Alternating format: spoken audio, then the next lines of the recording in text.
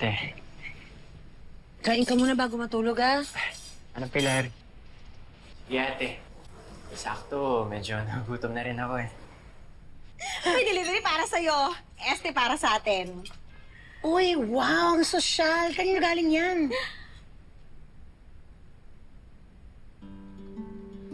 Denny, sa'yo galing tong pagkain? Sana po magustuhan niyo ako. Dennis, hindi mo naman kailangan gawin to. Carol, gusto ko siyang gawin. For you. Bes ko! Thank you, Dennis. Bes mo? Yun, mga bes.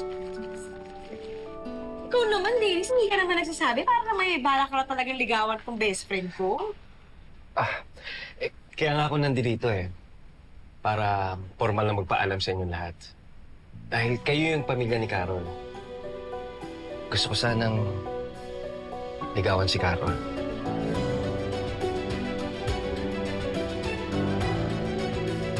Magkape ka muna. Ayusin lang namin yung breakfast. Sige. Salamat ah. Manang Pilar, bakit niyo naman mo sinabi kay Dennis na parang tinatraidor niya si Wilfred? Eh, hindi naman ho ganun. Wala naman akong relasyon si Carol tsaka si Wilfred. Kahit na. Minsan pa rin silang naging mag-asawa, di ba?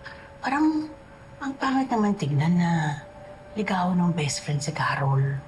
Sus, Manang, si Wilfred nga, nakikipagtukaan na dun sa kaibigan niya si Rolly dun sa resort.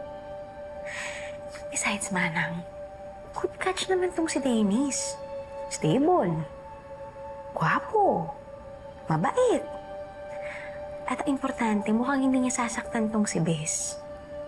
Kaya, ano pang hahanapin mo, Bes, di ba? Ang pinupunto ko lang naman, dati silang nagmahalan, si Wilfred at saka si Carol. At meron silang anak, si Leah. Malay mo naman kung dumating yung panahon at magkapatawaran sila tapos magkabalikan, di ba? Naku, Manang, imposible na ho yan. Tsaka wag na ho yun. Manang, sa dami ba naman paghihirap na pinagdaanan ni Bes sa lalaking yun? Sorry, Bes ha, pero parang pa nagkabalikan pa sila, kagagahan na lang ho yun. Manang, hindi na naman po ako umaasang magkakapatawaran at magbabalikan kami ni Wilfred. Para sa akin, tapos na yung chapter na yun ng buhay ko.